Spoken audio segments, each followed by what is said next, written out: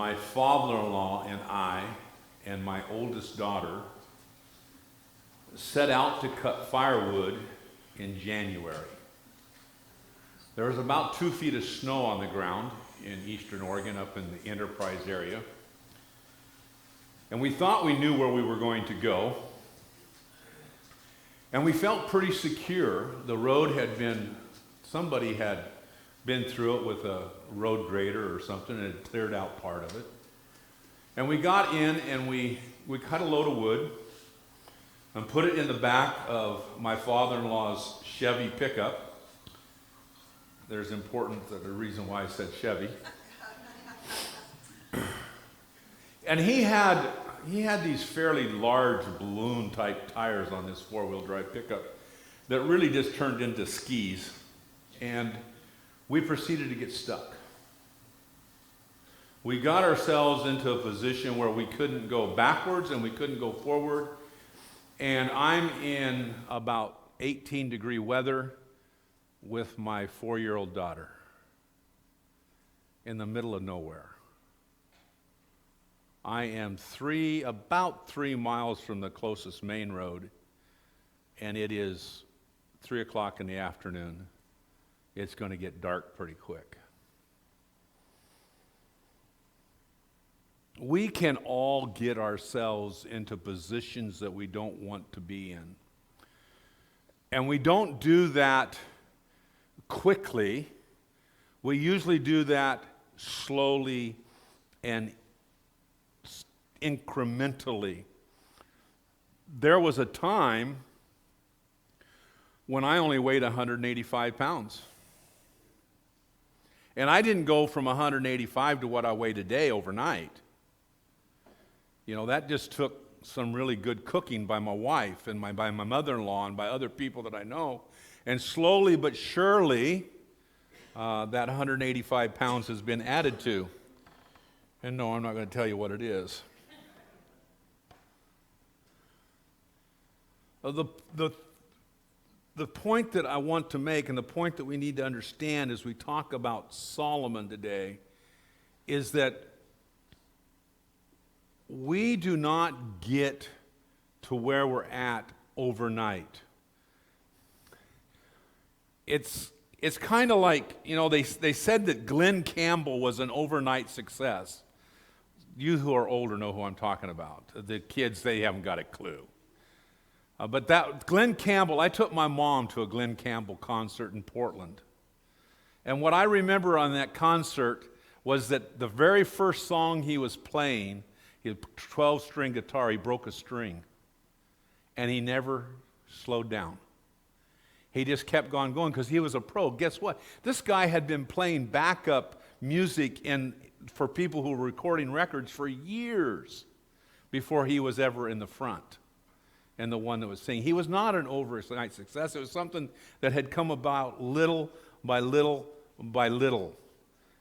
I think it's important that we understand that, especially as we look at Solomon.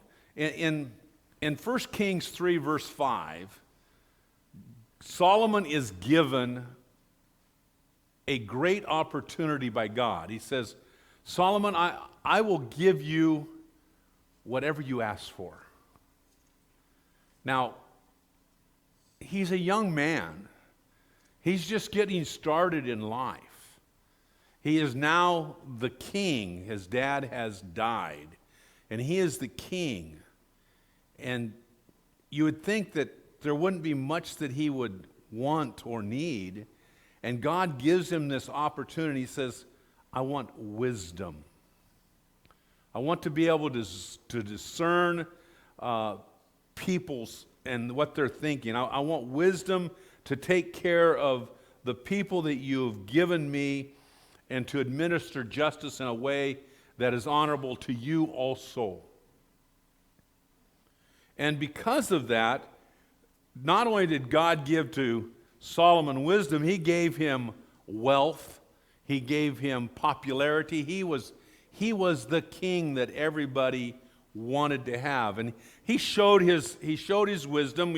You probably have heard the story. If not, you've heard people refer to it, of the two women who came to him.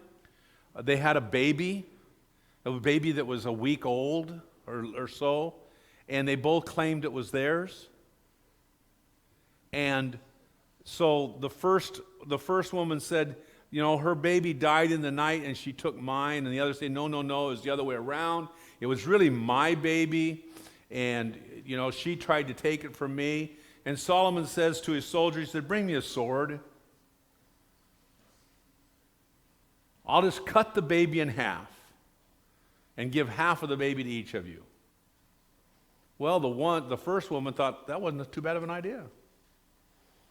It's the old deal, well, if I can't have it, nobody can. But the mother of the child said, no, give the baby to her. And Solomon, in his wisdom and in his discernment, says, give the child to the second one. That one is her mother, because you're going to let me take a sword to him, are you? You're not going to let me take a sword to her, are you? You'll give her up to somebody else before you'll see them go away.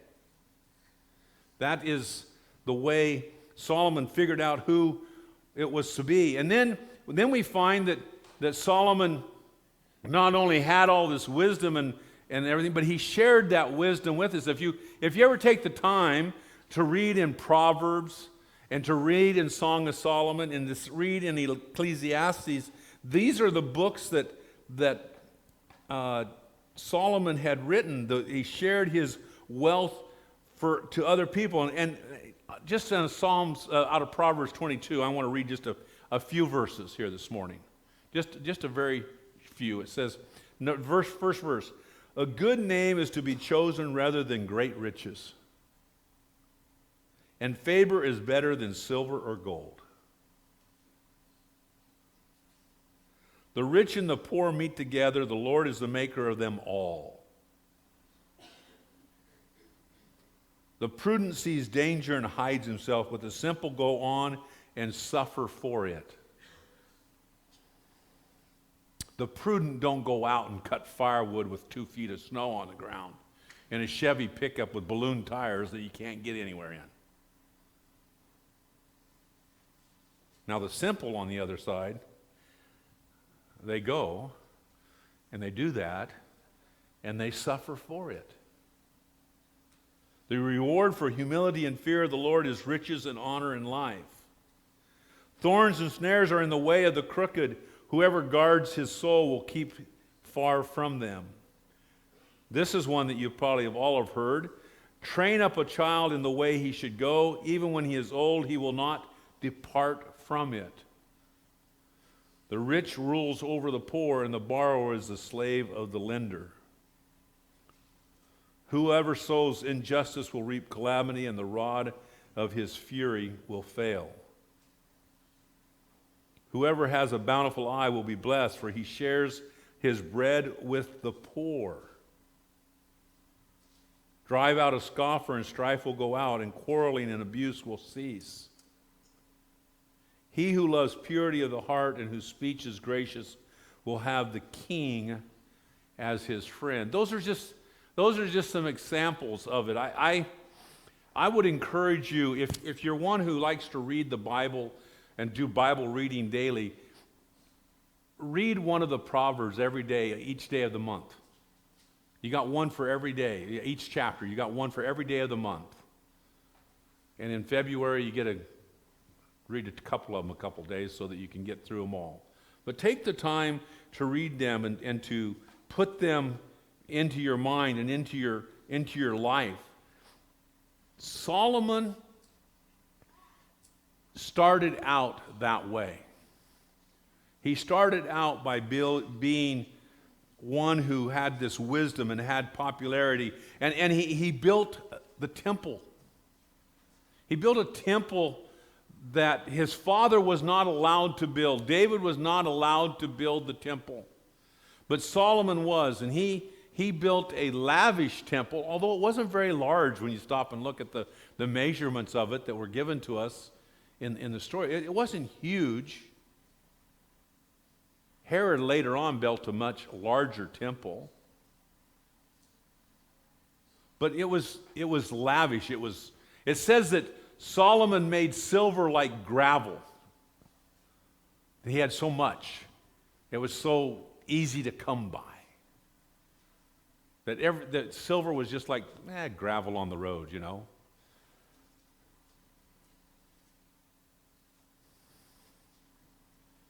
But and Solomon builds his temple, and it said that God came and dwelt there with them. When they brought in the Ark of the Covenant, when they got it finished, God came and dwelt there with them, just like he did in the tabernacle in the wilderness. And it talks about how many animals they sacrificed on the day that they ordained it, for lack of a better word. Goodness gracious, there was blood running everywhere. Thousands of animals were sacrificed on that day. Thousands of animals were sacrificed to God that day as that temple was dedicated and blessed. But it's, you know, we have some wealthy people in the world today. You know, there's Bezos, who's got lots of money. There's the guy that owns Tesla and X, and yeah, he's got lots of money. But it said that when it came to, the Queen of Sheba said that when she met with Solomon and visited with Solomon and saw all that Solomon had, she said, the half has yet to be been told. In other words, she was saying, you're much wiser than people have given you credit for. You have much more wealth than people have given you credit for. You have it all. Have any of you ever thought about what it would be to be so rich that you didn't have to worry about money at all? You know, the bill came and pay it. You know, no problem. You know, you want to go on a trip? Oh, sure, let's just go. Well, don't we have to? We'll just go to the airport and buy a ticket. We'll be fine. We'll just go. Well, where do you want to go? Wherever you want to go. I want to go to Tahiti. Okay, it's warm there. Let's go to Tahiti. When do you want to go? Oh, let's go this afternoon. You know, let's just go get in our own private jet. Shelley will go. We'll just go. You know, sometimes we like to dream, we like to fantasize, but often when we do think about having all the wealth and all that, is we think about what we will do with it. We suddenly become, excuse me, very selfish and self-centered. What can I do with it? How will it benefit me? What can I get? What can become mine? Instead of what can I do for somebody else? How can I use my wisdom in Solomon's case? How can I use my wisdom to make the kingdom better? So Solomon builds this temple. He builds it for God. He is centered on doing what he can for God himself. And then there's a problem comes along. You know, Solomon didn't have to fight any battles. If you read through his reign, he didn't fight. He didn't have to go out and do battle. David had done all that. The borders were secure. He had expanded the kingdom. Solomon took over in a time of peace and prosperity. And he was a great negotiator.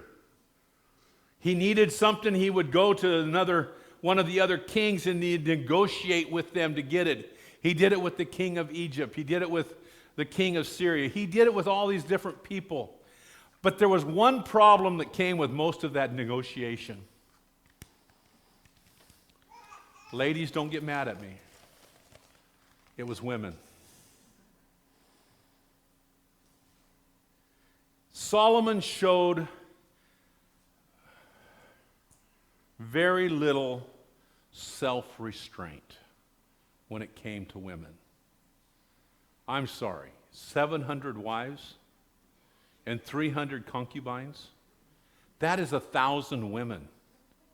1,000.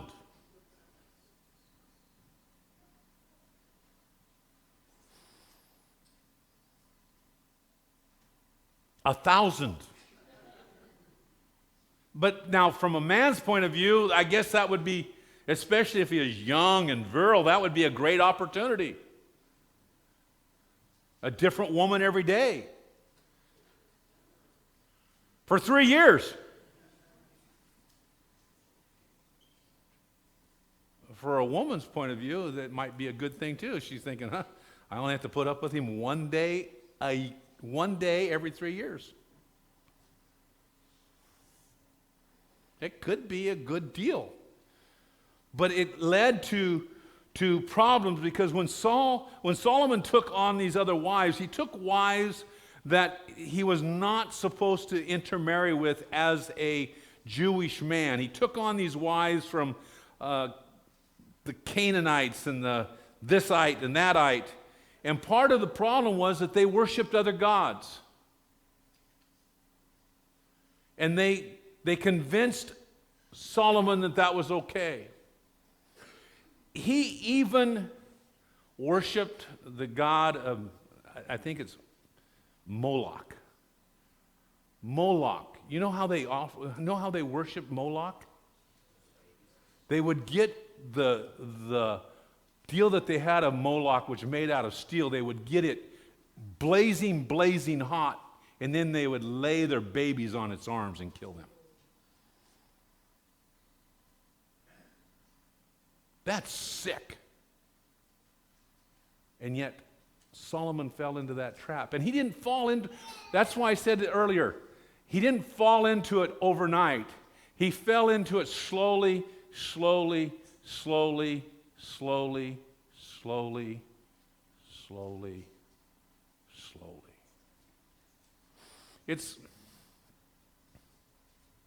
It's like any of us who say, if I can do this one time, it's okay. It's okay, I can do this one time. Oh, I can, it was okay that one, I can do it again. And then I can do it again. And then I can do it again. And then it becomes a habit that is not good for us. And we end up falling into things. I have people in my family, nobody that's here, so don't go that way. But I have people in my family that, has struggled with addiction.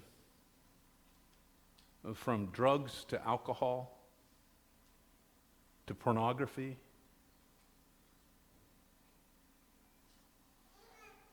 We all can be entrapped by these things. But it doesn't happen just overnight. It happens over a period of time. And so what is it that I want us to understand from this? And one of the things that they said in and have that video ready in just a moment, okay, guys? It says, one of the things is that, no one wakes up and says, I'd like to wreck my life and ruin all my relationships today. We don't wake up thinking, this is my goal for today. I'm going to destroy my life and wreck all my relationships. We don't do that.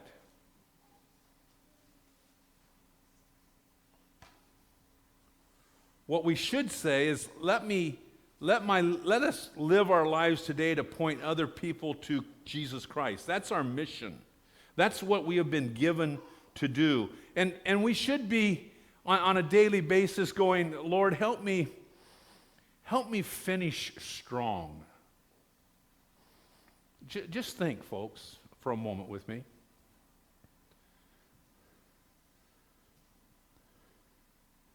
I have watched sports teams, because I love sports, by the way, okay? But I've watched sports teams who would play so well. They're whipping everybody. They're winning big time. And then they get to crunch time. They get to when it's either win or go home. And they lay an egg. They stink up the field, or they stink up the court. They do not play well. the one thing that we want to be able to do and should always be asking God, help me finish strong.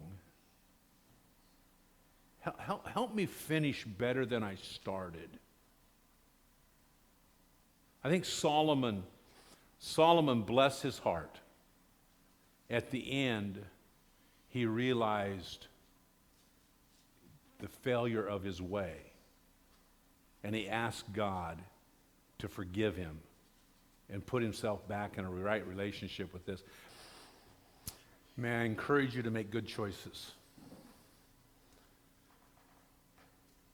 Because those choices will not only affect you, they will affect everyone you come in contact with. Let's go to God in prayer. Lord, we come today because you are God, we are not. We come to you because we need your help and your guidance and your wisdom. And we come to you because you are the one who has made it possible for us to be perfect in your sight through your Son, Jesus Christ. And I pray, God, that you will help us to run good races to the finish. In Christ's name, amen. In the morning when I rise, in the morning